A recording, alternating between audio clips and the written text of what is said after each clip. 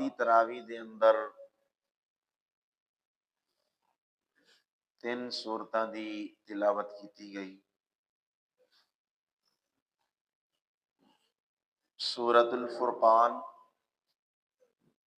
سورۃ الشعراء اور سورۃ النمل۔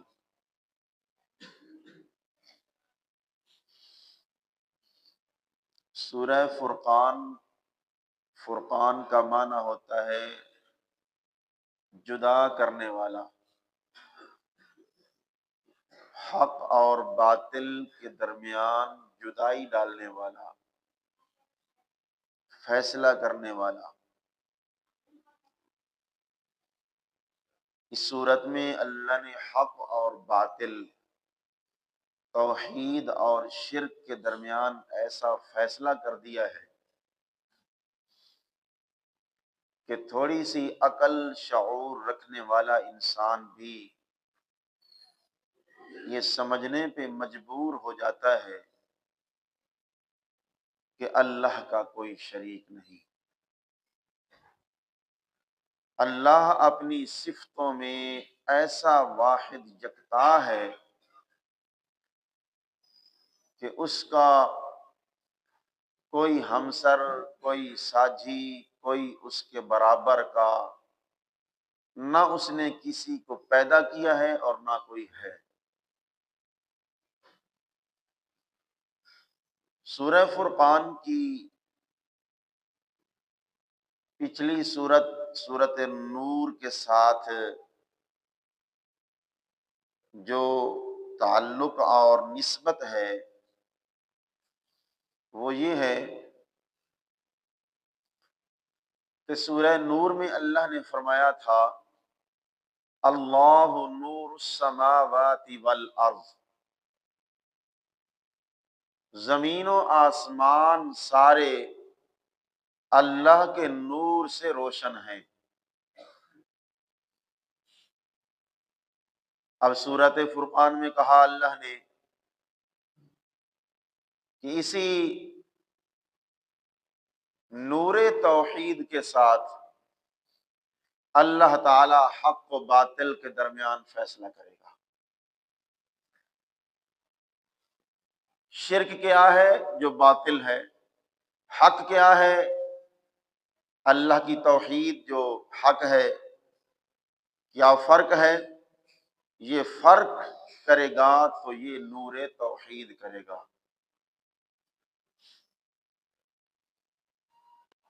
اسی طرح آپ سنتے چلے آ رہے ہیں پیچھے سورہ کہف سے، جہاں سے قرآن مقدس کا تیسرا حصہ شروع ہوتا ہے اور اس کا مضمون تھا لم یتخذ ولدا، اللہ نے کسی کو اپنا نائب نہیں بنایا کہ اس کو اختیارات دیے ہوں اور پھر وہ حکومت کرنے لگے۔ رب نے فرمایا میرا کوئی ساجی نہیں، کوئی نائب نہیں، کوئی میرا وزیر مشیر نہیں کہ جس کے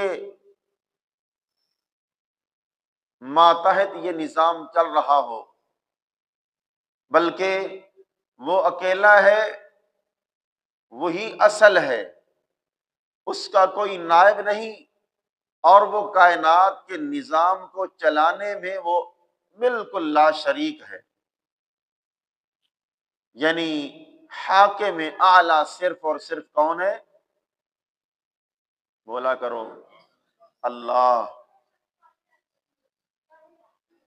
جب حاکم بھی تم نے مان لیا اللہ ہے، اس کا نائب کوئی نہیں، ساری کائنات کے، سارے جہان کے کام بنانے والا وہ صرف اکیلا اللہ ہے، تو سورہ فرقان میں اللہ نے اس کے نتیجے اور ثمرے کے طور پہ فرمایا پھر یہ بات بھی مان لو کہ تبارک الذی نزل الفرقان، ہر چیز کے اندر برکتیں دینے والا بھی وہ اکیلا ہے۔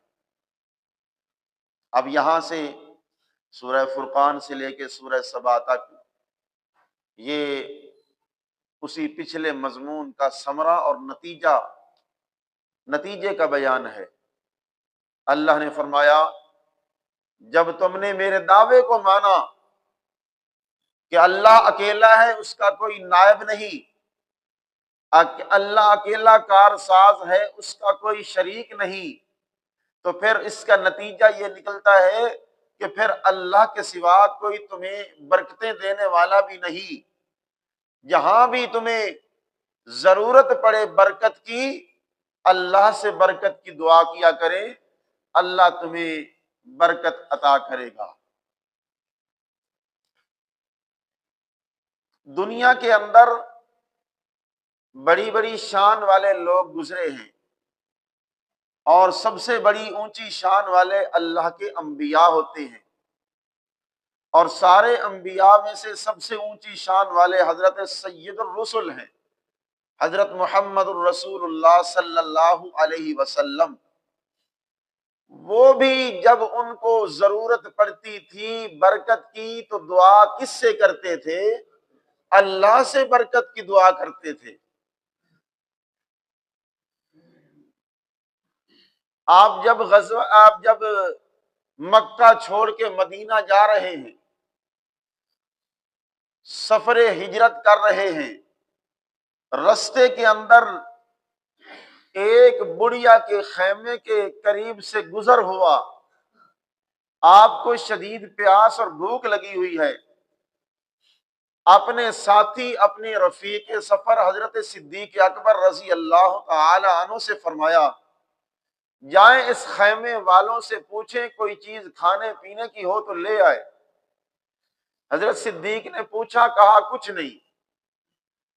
اندر ایک بکری ملی جو بالکل مریل اور بیمار بکری، کھڑی ہونے کے بھی قابل نہیں تھی۔ آپ کو بتایا گیا کہ وہ ایک بکری ہے اور کچھ نہیں ہے۔ آپ نے فرمایا اسی کو لے آؤ۔ جب حضرت صدیق نے اس بڑھیا سے مانگی کہ یہ بکری میرے حوالے کرے، وہ بڑھیا بھی تعجب کرنے لگی، کیسے تم بھلے مانس ہو، بھلا اگر یہ کوئی بکری چلنے کے قابل ہوتی تو یہ ریوڑ کے ساتھ نہ چلی جاتی؟ یہ تو بیمار ہے، چل نہیں سکتی، کھڑی نہیں ہو سکتی، اس سے تم کیا فائدہ حاصل کرو گے؟ حضرت صدیق نے کہا فائدے کا مجھے علم نہیں ہے، بس اللہ کے رسول کا حکم ہے، بس اس کو میرے حوالے کرے۔ لے آئے، آپ نے بسم اللہ پڑھی، بسم اللہ پڑھ کے اس کی کمر کے اوپر ہاتھ پھیرا اور اللہ سے دعا کی، اور یہ آیتیں پڑھی، تبارک الذی نزل الفرقان علی عبدہ لیکون للعالمین نذیرا، تبارک الذی ان شاء جعل لک خیرا، تبارک الذی جعل فی السماء بروجا، تبارک الذی بیدہ الملک۔ یہ جتنی برکت والی آیتیں تھی اللہ کے رسول نے پڑھی اور اللہ سے برکت کی دعا کی، اور اس بکری کے پیٹھ پہ ہاتھ پھیرنا شروع کر دیا۔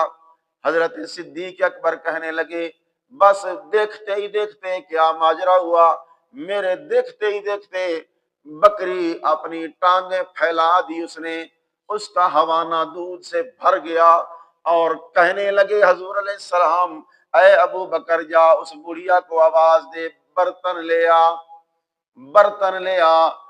آپ علیہ السلام نے دودھ دوہا، فرمایا پہلے اس بڑھیا کو پلا، پھر ابو بکر کو پلا، پھر آپ نے پیا، پھر اس بڑھیا کو بولا جتنے تیرے گھر کے اندر برتن ہیں وہ سارے کے سارے لے آ۔ سارے برتنوں کے اندر دودھ بھر دیا اور پھر بکری کو واپس کر دیا۔ یہ ہے اللہ کے رسول کی شان کہ برکت کی ضرورت پڑی تو کس سے دعا کی؟ حالانکہ آپ بھی بڑی شان والے تھے، آپ بھی بڑے اونچے مقام اور مرتبت والے تھے، آپ کہہ سکتے تھے میں بڑا ہوں، میری شان اونچی ہے، میں اس کے اوپر ہاتھ پھیروں گا، نسبت اپنی طرف کر سکتے تھے، لیکن اللہ کی طرف سے یہ آپ کو سبق نہیں پڑھایا گیا تھا۔ اللہ نے یہ سبق پڑھایا تھا، میرا پیغمبر برکتیں دینے والا میں ہوں، ہاتھ تیرا ہوگا اور برکتوں کا نزول میری طرف سے ہوگا۔ جب اللہ کے رسول کے سامنے چند صحابہ پیاسے، ایک پیالہ دودھ کا آیا، آپ علیہ السلام نے فرمایا ابو ہریرہ اس پیالے کو میرے حوالے کر۔ آپ نے اللہ سے برکت کی دعا کی، اپنے لعاب کو اس پیالے میں ڈال دیا، فرمایا جا ان سارے صحابہ کو پلانا شروع کر دے۔ ابو ہریرہ کہتے ہیں یا رسول اللہ ایک دودھ کا پیالہ ہے، یہ اتنے سارے لوگ ہیں کس طرح پورا ہوگا؟ کیونکہ میں آپ بڑا بھوکا ہوں، بڑی پیاس لگی ہوئی ہے۔ فرمایا پلاتا جا، میں جو کہہ رہا ہوں۔ پلانا شروع کر دیا، سارا مجمع نے رج رج کے دودھ پی لیا۔ آخر میں ابو ہریرہ کو کہا ابو ہریرہ اب تو پی۔ حضرت ابو ہریرہ کہتے ہیں میں نے خوب سیر ہو کے پیا، جب میں نے بس کی آپ نے کہا اور پی، میں نے اور پیا، پھر کہا اور پی، میں نے اور پیا۔ اب تو ابو ہریرہ کہنے لگے یا رسول اللہ میرا پیٹ پھٹتا ہے، اتنا میں رج گیا ہوں، اتنا میں سیر ہو گیا ہوں۔ آخر میں اللہ کے رسول نے پیا، فرمایا یہ ایک پیالے کے اندر برکتیں ڈالنے والا کون؟ غزوہ خندق کے موقع پہ ایک صحابی نے آپ کی دعوت کی، ایک دو بندوں کو کھانا تھا لیکن لشکر ہزاروں کا آ گیا۔ اللہ کے رسول نے کیا کیا؟ اس کھانے کے اوپر اپنا لعاب ڈالا اور اس کھانے کے اوپر برکت کی دعا کی، بسم اللہ کر کے اس کے اوپر اپنا ہاتھ پھیر دیا۔ اللہ کے رسول نے کہا کھلانا شروع کر دے، کہ جب سارے لشکر نے کھانا کھا لیا اور کھانے کو دیکھا گیا تو ایسے لگتا تھا کسی نے ایک لقمہ بھی نہیں توڑا۔ یہ اللہ کی طرف سے برکتیں تھیں، تو برکت دینے والا کون؟ اللہ نے سورت میں 13 دلائل عقلیہ دیے ہیں، زیادہ تر زور عقل کے اوپر دیا ہے۔ اے انسان تیری عقل یہ سوچ کرنے کے اوپر مجبور ہو جائے گی کہ جب یہ کام میرا اللہ کرتا ہے، الم تر الی ربک کیف مد الظل، دیکھتے نہیں ہو یہ سایوں کو بڑھانے والا کون ہے؟ صبح جب سورج طلوع ہوتا ہے سایہ کچھ ہوتا ہے، جب اوپر آتا جاتا ہے سایہ کچھ اور ہوتا جاتا ہے، جب سورج ڈھلنے لگتا ہے پھر سائے کا رخ بدل جاتا ہے۔ یہ سائے کو رخ دینے والا، سائے کو بڑھانے والا، سائے کو گھٹانے والا کون ہے؟ جب یہ کام میرا اللہ کرتا ہے تو برکت دینے والا بھی۔ الم تر وہو الذی ارسل الریاح بشرا، یہ ہواؤں کو خوشخبری دینے والا کون بھیجتا ہے؟ وَهُوَ الَّذِي مَرَجَ الْبَحْرَيْنِ هَذَا عَذْبٌ فُرَاتٌ وَهَذَا مِلْحٌ أُجَاجٌ، دو دریاؤں کو ملاتا ہے، ایک ہی جگہ پہ چلاتا ہے، ایک کا پانی میٹھا ہے، ایک کا کڑوا ہے، ایک کا کھاری ہے، ایک کا میٹھا ہے، ایک کا رنگ کچھ ہے دوسرے کا کچھ ہے، دونوں کو ملنے نہیں دیتا۔ یہ کون کر رہا ہے؟ فرمایا یہ میرا اللہ ہے۔ وَهُوَ الَّذِي خَلَقَ مِنَ الْمَاءِ بَشَرًا، اور پانی کے ایک قطرے سے انسان کو بنا دیا، فَجَعَلَهُ نَسَبًا وَصِهْرًا، پھر اسی انسان سے اس کے آگے خاندان اور اس کی نسبت اور اس کے سارے جتنے بھی برادریاں تھیں اس میں سے اللہ نے بنا دیے۔ فرمایا یہ کام جب میں نے کیا ہے تو تمہیں برکتیں دینے والا بھی۔ تو دلائل عقلیہ کے اوپر زور دیا ہے، دلائل نقلیہ بالاجمال، 7 دلائل نقلیہ ہیں لیکن وہ اجمالاً مختصراً اشارے کیے ہیں اللہ نے۔ اس کے بعد اگلی سورت شعراء ہے، سورۃ شعراء کے اندر اللہ نے فرمایا اے لوگو یہ سورت، یہ جو فرقان میں نے تمہارے اندر بھیجا ہے نا، یہ اللہ کی طرف سے نازل شدہ فرقان ہے، یہ شیطانوں کا گھڑا ہوا شاعرانہ کلام نہیں ہے۔ شعراء میں اللہ نے کہا وَالشُّعَرَاءُ يَتَّبِعُهُمُ الْغَاوُونَ، جو مشرک شاعر ہوتے ہیں وہ لوگوں کو اپنی پیروی کی طرف بلاتے ہیں اور ان کو گمراہ کرتے ہیں، اور یہ قرآن کوئی شاعرانہ کلام نہیں ہے بلکہ یہ تو میرے اللہ کا نازل شدہ قرآن ہے۔ اس لیے اللہ نے کہا اِنَّهُ لَتَنزِيلُ رَبِّ الْعَالَمِينَ، انہو، جاگ رہے ہو کہ سوئے ہوئے ہو؟ انہو لتنزیل رب العالمین، میرے گلے کا حال آپ سن رہے ہیں، لیکن آپ کے لیے زور لگا رہا ہوں، آپ کے پلے کوئی چیز پڑ جائے، تھوڑی دیر کے لیے بیٹھے ہیں تو کچھ لے کے جائیں، اللہ کے نور توحید سے آپ کا دل منور ہو جائے، آپ کے ایمان کو پانی ملے اور ایمان ایسا تر و تازہ ہو جائے کہ اس کی تر و تازگی آپ سارا دن محسوس کرتے رہیں۔ اللہ کہتے ہیں انہو لتنزیل رب العالمین، یہ جو قرآن ہے یہ کس کی طرف سے نازل شدہ ہے؟ رب العالمین کی طرف سے یہ نازل شدہ ہے۔ نزل بہ الروح الامین، اس کو لانے والا کون ہے؟ روح الامین ہے، وہ جبرائیل امین ہے۔ کس کے اوپر آیا؟ علی قلبک لتکون من المنذرین، میرا پاک پیغمبر یہ تیرے قلب اطہر کے اوپر نازل ہوا۔ قرآن کو اتارنے والا رب العالمین، اس کو لانے والا روح الامین، اور جس کے اوپر آیا وہ رحمت للعالمین۔ وہ اتنا بڑا اللہ کریم کا یہ شاہکار کلام ہے، اس لیے اللہ نے فرمایا اس کو بھیجنے والا میں اللہ آپ ہوں۔ یہ کوئی شاعرانہ کلام نہیں ہے، اگر شاعرانہ کلام ہوتا تو اس سے لوگ گمراہ ہو جاتے، جس طرح مشرک لوگ اپنے شاعرانہ کلام سے لوگوں کو گمراہ کرتے ہیں، لوگوں کو اپنی طرف مائل کرنے کی کوشش کرتے ہیں۔ اللہ کہتے ہیں یہ قرآن تو ایسی کلام ہے جو دشمن بھی سنتا ہے تو اس کے دل کے اوپر بھی جا کے دستک دیتا ہے، اپنا سنتا ہے اس کے دل پہ بھی جا کے کھٹکھٹا لگا دیتا ہے۔ کوئی بھی سنتا ہے، چاہے وہ کانوں کے اندر روئی ڈال کے پھر رہا ہو کہ مجھے قرآن کی آواز نہ آئے، مکہ کے بازاروں میں چل رہا ہو، وہ بہت بڑا ادیب قسم کا، فصیح قسم کا شاعر ہو، مکہ کا اور پورے عرب کا بہت بڑا سمجھدار، دانا، عقل مند انسان کیوں نہ ہو، لیکن جب وہ کان کے اندر روئی ڈال کے چل رہا ہے اس ڈر سے کہ قرآن کی آواز میرے کان میں نہ پڑ جائے، اس پیغمبر جوان کی آواز میرے کان میں نہ پڑ جائے، لیکن جب اس کے دل نے یہ فیصلہ کیا ہو اللہ کا بندہ، اللہ نے تجھے اتنی عقل دی ہے، تجھے سمجھ دی ہے، تجھے اتنا بڑا دانا انسان بنایا ہے، کن کی بات مان کے کانوں کے اندر روئی ڈال دی ہے، نکال روئی کو، اس کی بات کو سن تو صحیح، ہو سکتا ہے وہ اس کی بات سچی ہو، اگر سچی ہو بات تو مان لینا، نہ ہو تو چھوڑ دینا۔ وہ آدمی کانوں سے جو روئی نکالتا ہے، اللہ کے رسول حرم شریف کے اندر قرآن کی تلاوت کر رہے ہیں، آپ کی قرآن کی تلاوت کی آواز اس کے کانوں سے ٹکرائی، جب کانوں سے ٹکرائی وہ آواز اس نے کانوں سے اترتے ہوئے اس کے دل کے اندر اتر گئی، جب دل کے اندر اتری تو دل نے یہ فیصلہ کر لیا، اے اللہ کا بندہ یہ کوئی شاعرانہ کلام، یہ میں تو بڑا شاعر ہوں، میں تو بڑا ادیب آدمی ہوں، میں بھی شعر کہنے والا ہوں، شعر میں بنانے والا ہوں، شعروں کا علم میں جاننے والا ہوں، اگر یہ شعر ہوتا تو میں پہچان لیتا، میں پہچان گیا ہوں یہ یعنی یہ جو کلام ہے یہ کسی بشر کا کلام نہیں ہے، یہ اللہ کا کلام ہے۔ بس یہ قرآن کی آواز اس کے دل میں اتری، وہیں پہ ایمان اندر داخل ہو گیا۔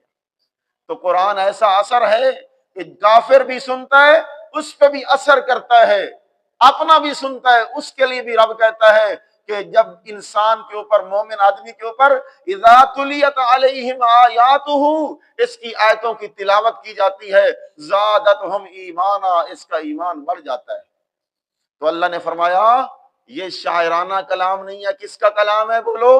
اللہ کا کلام ہے، اور اس اللہ کے کلام ہونے کے اوپر اللہ نے 13 دلائل نقلیہ ذکر کر دیے، زیادہ اس کے اوپر اس صورت میں نقل کے اوپر زور دیا ہے اللہ نے، سابقہ نبیوں کے قصے سنائے ہیں، سابقہ اقوام کے قصے سنائے ہیں کہ لوگوں جنہوں نے اللہ کے کلام کو کلام نہیں مانا تھا اور نبی کے اوپر گستاخی کے فتوے لگاتے تھے، تو ان کا یہ حشر ہوا۔ اے لوگو مکہ والو، اے دنیا جہان کے لوگو، اگر تم بھی اس قرآن کو نہیں مانو گے تو حشر تمہارا بھی وہی ہوگا۔ اس کے بعد اگلی سورت ہے سورت النمل۔ اللہ کریم نے فرمایا لوگو دیکھو، تم نے فرقان کی بھی حالت سن لی کہ فرقان کس کی نازل شدہ کتاب ہے؟ یہ اللہ کی طرف سے آئی ہوئی کتاب ہے، یہ نور توحید کا یہ فرقان ہے۔ نور توحید کے ذریعے اللہ حق اور باطل کے درمیان فرق کرتا ہے۔ پھر فرمایا یہ قرآن اللہ کی طرف سے ہے، شاعروں کی طرف سے نہیں ہے۔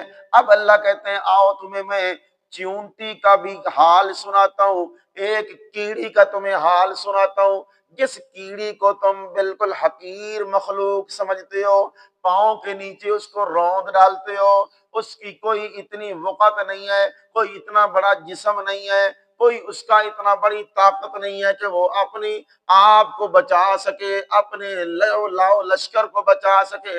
اللہ نے فرمایا آؤ نمل کا تمہیں حال سناتا ہوں، اور اس نمل کے ضمن کے اندر اللہ نے 4 واقعات سنائے۔ چاروں واقعات کو بطور دلیل کے اللہ نے بطور علت کے پیش کیا۔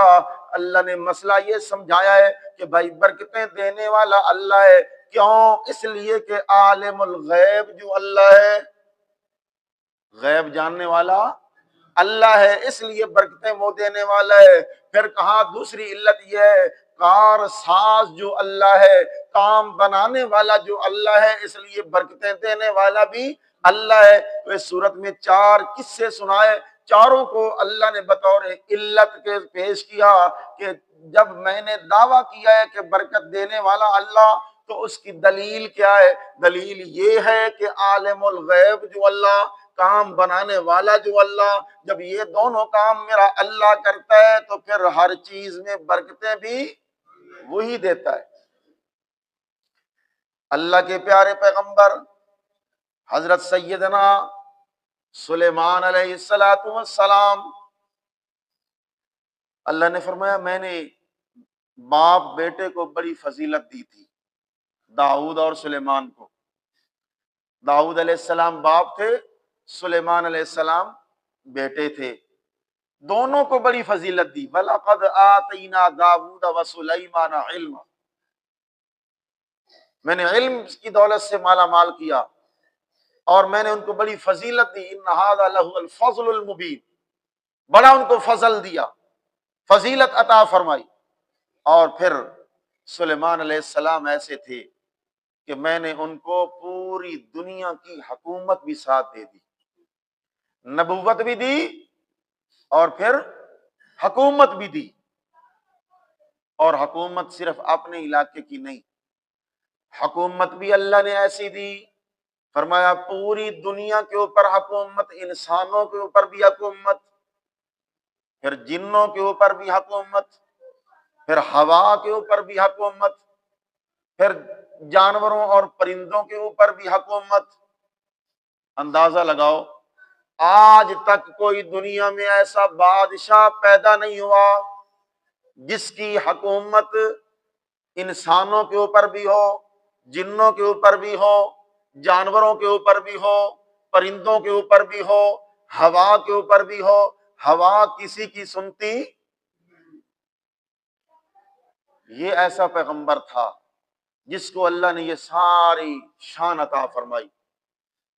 ایک دن انہوں نے فیصلہ کیا چلیں یار لشکر کو اکٹھا کریں، تخت کے اوپر بٹھاتے ہیں،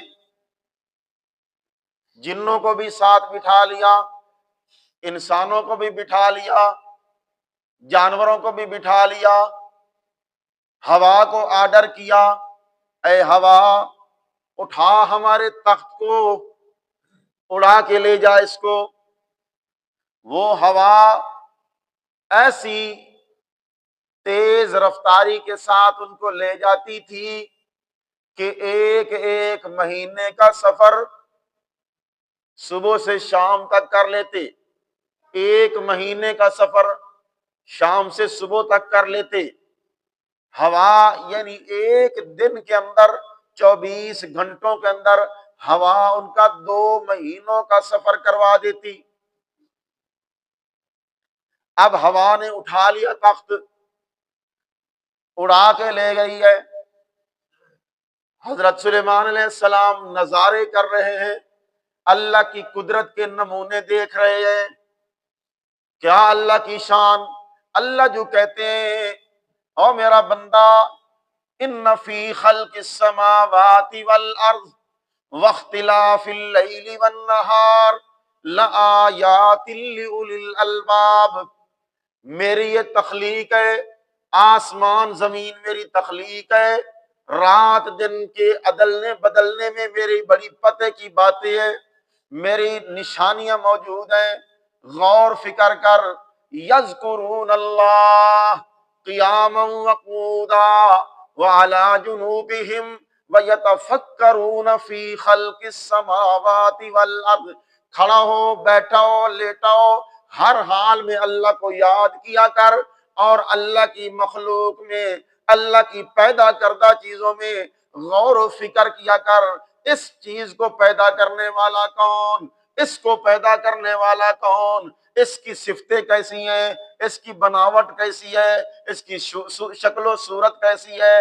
اس کی صفات کیسی ہیں؟ ان چیزوں میں غور کیا کر تاکہ تجھے اللہ کی سمجھ آئے، اللہ کا پتہ تجھے ملے، اللہ کی قدرت کا اندازہ ہو جائے۔ یہی باتوں کے اندر غور کرنے کے لیے سلیمان علیہ السلام نے تخت کو آرڈر کیا، ہوا کو آرڈر کیا، لے کے چل۔ اللہ کی قدرت کی نشانیوں کا نظارہ کر رہے ہیں، اچانک گزر رہے ہیں جنگل سے۔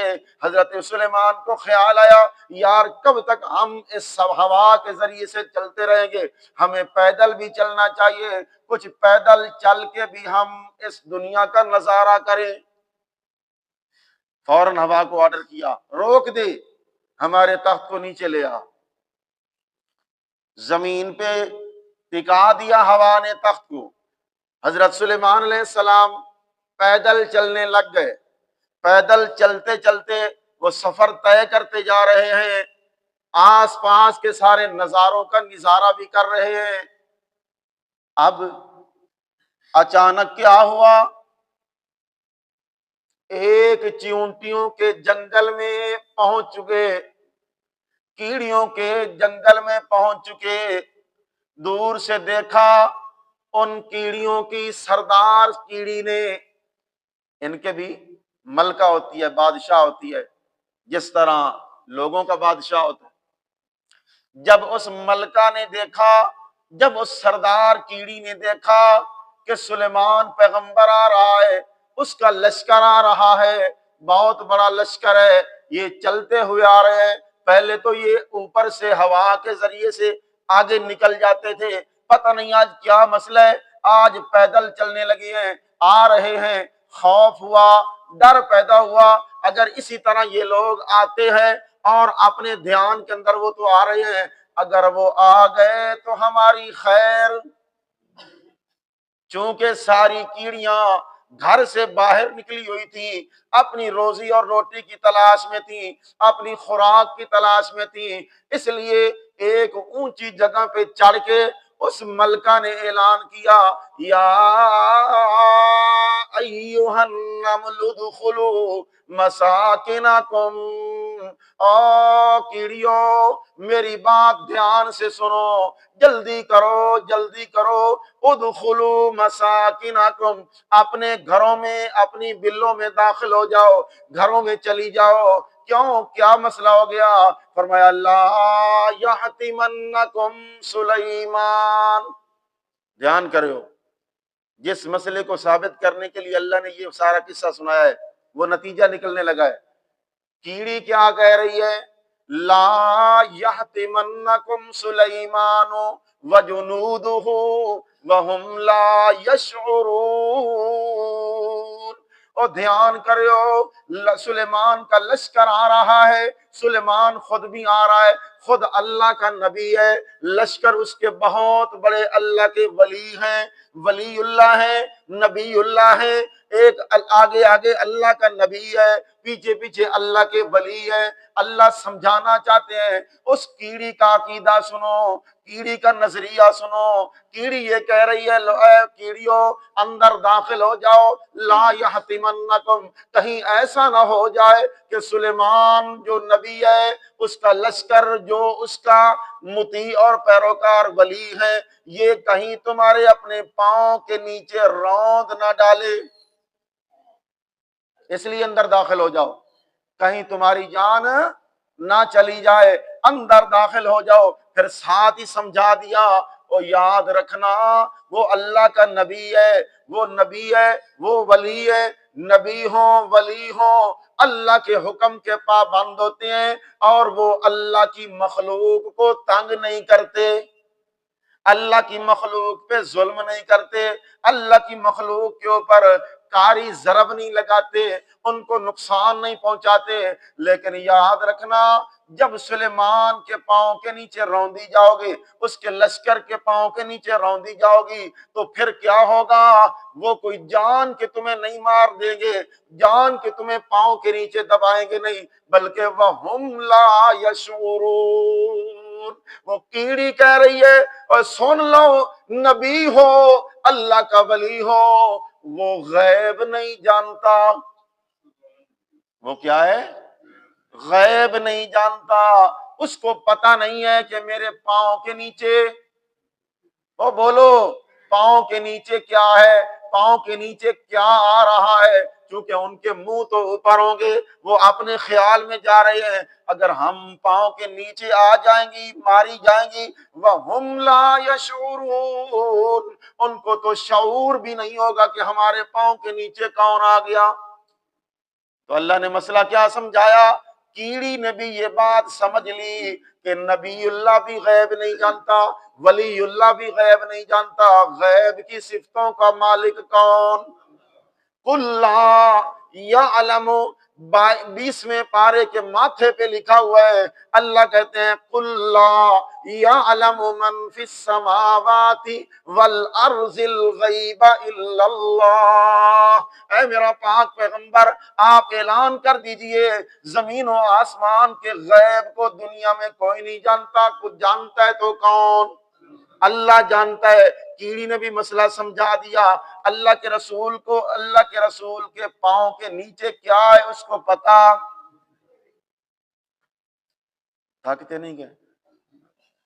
ایک دن حضرت محمد الرسول اللہ صلی اللہ علیہ وسلم نماز پڑھا رہے ہیں، صحابہ پیچھے نماز پڑھ رہے ہیں، اور اس وقت نماز جوتے پہن کے جائز تھی، اگر جوتے پاک ہوں، آج بھی ایسے ہی ہے، اگر جوتے آپ کے پاک ہیں، آپ کو تسلی ہے، تو جوتے پہن کے نماز پڑھی جا سکتی ہے۔ اللہ کے رسول جوتے پہن کے نماز پڑھا رہے ہیں، اچانک نماز کے دوران آپ نے جوتا اتار دیا، آپ کو دیکھ کے صحابہ نے بھی جوتے اتار دیے۔ جب آپ علیہ السلام نماز سے فارغ ہوئے، دیکھا سب نے جوتے اتارے ہوئے ہیں، پوچھا کیوں تم نے جوتے اتارے ہیں؟ انہوں نے فرمایا یا رسول اللہ ہمیں تو اگلی پچھلی بات کا پتہ نہیں، بس آپ نے اتارے تو ہم نے بھی اتار دیے۔ اللہ کے رسول نے فرمایا میں نے تو اس لیے جوتے اتارے تھے، نماز کے دوران حضرت جبرائیل امین آئے تھے میرے پاس، اور انہوں نے آ کے بتلایا تھا یا رسول اللہ آپ کے جوتے کے نیچے گندگی لگی ہوئی ہے، اس لیے آپ جوتے کو اتار دیں، چونکہ گندی چیز کے ساتھ نماز نہیں ہوتی، میں نے تو اپنا جوتا اس لیے اتارا تھا۔ صحابہ نے کہا یا رسول اللہ ہمیں تو اگلی بات کا پتہ نہیں، ہم نے تو آپ کی ریس کی، آپ کی اتباع کی، آپ کو دیکھا کہ آپ نے اتارا ہم نے اتار دیا۔ اللہ نے مسئلہ سمجھا دیا، پیغمبر نے جوتا پہنا ہوا ہو تو جوتے کے نیچے کیا لگا ہوا ہے زندہ پیغمبر کو بھی پتا۔ یہ جاننے والا کون ہے؟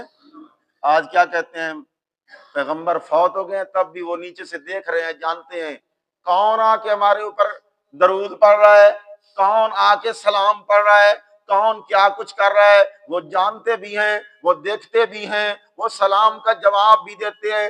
مت ماری گئی ان لوگوں کی۔ اللہ کا بندہ قرآن کیا کہتا ہے؟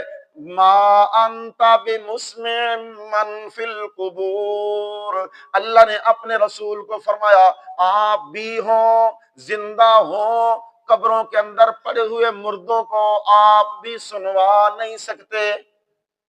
جب اللہ کے رسول نے یہ مسئلہ سمجھایا کہ میں بھی سنوا نہیں سکتا، تو کیا وہ رسول جب مرے گا تو پھر وہ خود سن لے گا؟ انک لا تسمع الموتى ولا تسمع الصم الدعاء، اللہ نے فرمایا غیب کو جاننے والا کون؟ آگے چلے، سلیمان نے آگے لشکر کو چلایا، اچانک لگائی حاضری، لیاؤ رجسٹر حاضری والا، سب کی حاضری لگوا لے۔ حاضری کون لگاتا ہے بھلا بتاؤ؟ وہی لگاتا ہے نا جس کو پتہ نہ ہو، جس کو پتہ ہو کہ سارے موجود ہیں اس کو حاضری لگانے کی ضرورت، حاضری وہ لگاتا ہے۔ اس لیے جب حاضری لگائی تو دیکھا پرندوں کے اندر ایک پرندہ غائب، پرندہ موجود نہیں۔ وَتَفَقَّدَ الطَّيْرُ فَقَالَ مَا لِيَ لَا أَرَى الْهُدْهُدَ أَمْ كَانَ مِنَ الْغَائِبِينَ، اور مجھے کیا ہو گیا، مَا لِيَ لَا أَرَى الْهُدْهُدَ، مجھے کیا ہو گیا کہ میں دیکھ نہیں رہا ہدہد کدھر ہے؟ کیا میری آنکھوں کے اندر کوئی مسئلہ ہے، یا ام کان من الغائبین، یا حقیقتاً وہ غائب ہو چکا ہے؟ آخر بس یہ سوچ وچار کر رہے تھے، پوچھ گچھ کر رہے تھے، اچانک وہ پھڑ پھڑاتا ہوا وہ پرندہ ہدہد آ گیا، آپ کے سامنے آ کے بیٹھ گیا۔ آپ نے پوچھا کہاں گیا تھا؟ اس نے وہاں بتایا احطت بما لم تحط به وجئتك من سبأ بنبأ یقین انی وجدت امرأة تملکهم وأوتیت من كل شيء ولها عرش عظیم، کہنے لگا یا حضرت آپ تو یہاں بیٹھے ہیں، میں وہاں سے ہو کے آیا ہوں جہاں کا علم آپ کو، احط بما لم تحط به، میں وہاں کی زمین کو روند کے آیا ہوں جس کو آپ نے نہیں روندا، میں وہاں سے ہو کے آیا ہوں جہاں کا آپ کو پتہ نہیں ہے۔ پیغمبر دیکھو، پرندہ بھی جانتا ہے کہ جب تک پیغمبر وہاں پہ موجود نہ ہو اس کو پتہ، جب پیغمبر وہاں پہنچا نہیں اس کو پتہ بھی۔ اچھا، اب اس نے سارا ماجرا سنایا، میں نے وہاں دیکھا ایک عورت ہے، عورت بادشاہ بنی ہوئی ہے، اس کا بہت بڑا تخت ہے، وہ اپنی ملکہ بنی ہے، اس کے ماتحت بڑی فوج ہے، یہ ہے وہ سارا کچھ بتایا۔ اچھا، اور پھر اس عورت کا اور اس قوم کا حال کیا ہے؟ یا حضرت وہ اللہ کو سجدہ نہیں کرتے، وہ مشرک قوم ہے، وہ سورج کی پجاری ہیں، اللہ کو چھوڑ کے سورج کے سامنے سجدے کرتے ہیں۔ اور صدہم عن السبیل، شیطان نے ان کے یہ برے اعمال ان کو خوبصورت کر کے پیش کیے ہوئے ہیں، اور شیطان نے ان کو رستے سے بھی روکا ہوا ہے۔ بس یہ معاملہ ہے۔ یہ دیکھ کے مجھے بڑا تعجب ہوا کہ یہ لوگ اللہ کو، اس عالم الغیب کو سجدے کیوں نہیں کرتے جو ہر چھپی چیز کو بھی جانتا ہے اور ظاہر کو بھی۔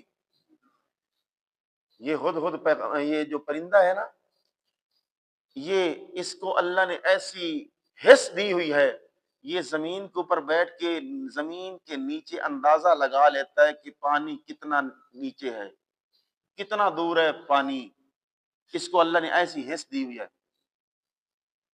اب چونکہ یہ نیچے غیب ہے نا، اس کا یہ اندازہ لگاتا ہے۔ اب اس لیے اس نے وہی صفت بولی کہ اللہ وہ ہے، ہمارا بادشاہ وہ ہے جو یعلم ما تخفی وما تعلن، وہ کچھ جانتا ہے جو کچھ تم چھپاتے ہو اور جو کچھ تم ظاہر کرتے ہو، اس کو جانتا ہے کون؟ اللہ۔ بہرحال یہ ساری باتیں سنائی، حضرت سلیمان نے کہا چلے میں دیکھتا ہوں تو سچ بول رہا ہے یا جھوٹ بول رہا ہے، اگر جھوٹ بول رہا ہوگا نا ذبح کر دوں گا، قتل کر دوں گا تجھے،